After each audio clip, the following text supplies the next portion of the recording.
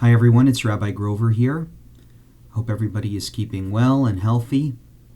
I wanted to take the time to create this video and give some information and respond to one of the more common questions that I'm getting at this time. And that's the question of how those who have a yard site or who are observing the year of Kaddish can still honor their parents' memory, though these are difficult times to find synagogues. Let me just say a word about that custom of saying Kaddish. I think it's wonderful that people take Kaddish seriously, but it's also important that we understand where Kaddish comes from and its relative importance in Jewish law. The first time we hear from Kaddish in Judaism is in the Gaonic period.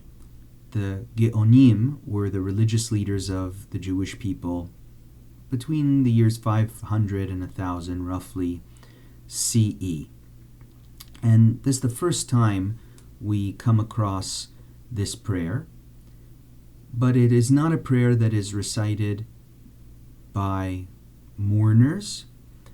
It's recited, it's not clear who recites it, but we know that it's recited after a eulogy. There are other sources from this period that say that it's said by the Chazan, who recites it for the mourners. There are other sources that say it's just recited by one orphan who comes to synagogue, but everybody else answers Amen. It's clear that the recitation of that prayer, the Kaddish, is considered a davar shebikdusha. Prayers that are called davar shebikdusha require the presence of a minyan in order to be said. It is not until the 13th century where we really find the first sources that speak about the custom of saying Kaddish every day for 11 months, some say 12 months, when you lose a loved one.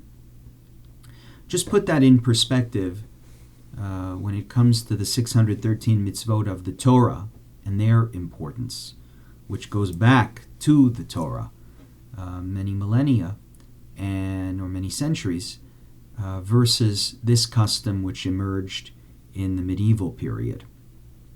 I think people take it very seriously, as they should, because one of the reasons the Talmud gives for reciting the Kaddish is that it gives pleasure to the neshama of the person we're remembering. So if it's said on somebody's behalf, it's a way to sort of metaphysically connect with them and do a good deed for them. And hopefully the people we lost were people that we loved, and the idea that we could do something in this world for them in the next world is very powerful. And I think that's why many people take Kaddish very seriously, even when they may not be so careful with other mitzvot in the Torah. So now that it's hard to find a minyan, what should you do about saying Kaddish?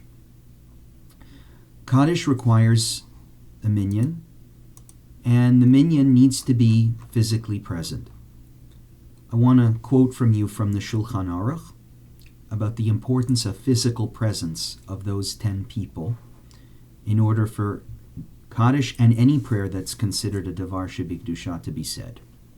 The Shulchan Aruch, which is the code of Jewish law, says, the 10 who constitute the minyan must be in one place, and the leader with them. If one stands in the doorway from the threshold and outward, that is, where the door closed, from the point where the interior face of the door rests and outward, is treated as outside. That's a quote from the Shulchan Aruch, and it's pretty clear. That's, by the way, Orach Chaim, chapter 55, for those who want to look it up. It's pretty clear that even if you're outside the door, you can't count in that quorum. So frankly, I've been a bit disappointed to see that some synagogues are hosting virtual minyans online. And the reason for hosting the virtual minyan is to enable people to say Kaddish. But in the space where the camera is filming, whether it's in the sanctuary or in their living room, there are not 10 people. I don't see any justification for considering people's virtual presence online on some camera as being able to constitute part of the 10 that are gathered together. Others may have different opinions, but frankly, I think if you read here what the Shulchan Aruch is saying about somebody even outside the door not being able to count, I think it's clear that virtual presence does not really enable someone to be considered part of the minyan. So I would ask you please not to tune into those channels and not to think it's okay to be saying Kaddish when two people are in front of a camera and doing parts of the service that they really should not be doing. That's my opinion. However, there are some synagogues that are doing it the right way. There's another section of the Shulchan Aruch that says the following about someone who is nearby and who hears the words of hears the words of the prayers and what their obligations are. This is Shulchan Aruch Orach Chaim 589-9, and it's based on the following Mishnah. A person passing by a synagogue, or one whose house was adjacent to a synagogue, who heard the sound of the shofar or of the Megillah, if he was attentive, he fulfilled the requirement, and if not, he did not.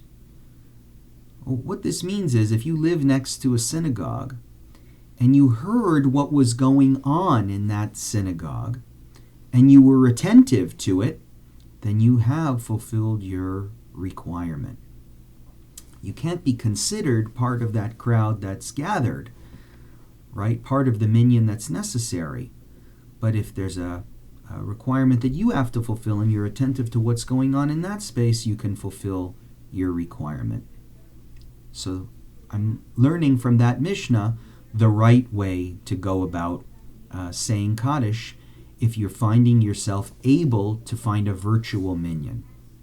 If there are 10 people who are gathered in a space and they're having a shacharit service, obviously in a safe way, spread apart, you can say Kaddish along with them, along with that minyan. All you have to do is just say it to yourself. You have the prayer book open.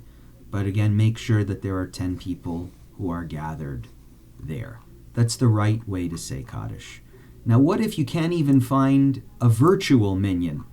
You can't find any place where there are 10 people gathered to connect to virtually. What do? You have this obligation to say Kaddish that you're taking very seriously. So let me conclude with this.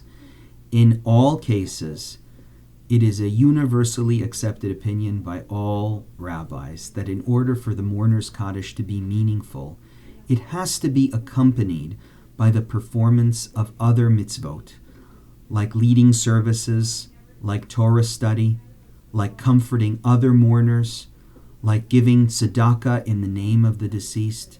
That is, saying the mourner's Kaddish alone and thinking that there's no other way of doing something to give pleasure to the soul of the deceased or to do some benefit for the soul of the deceased is simply incorrect. We have a custom, for instance, of studying Mishnah and studying a chapter of Mishnah for the sake of the deceased. So if you have a Pirkei Avot, you can study that. And certainly doing tzedakah or some other act of chesed for somebody's memory is just as worthwhile, if not more worthwhile, to make sure that somebody's legacy and somebody's good name who has passed is preserved and enhanced in this world.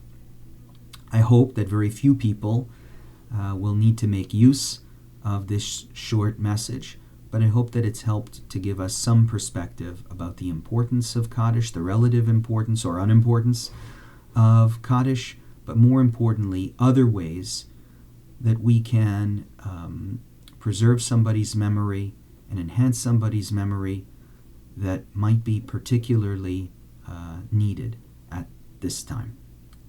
Take care.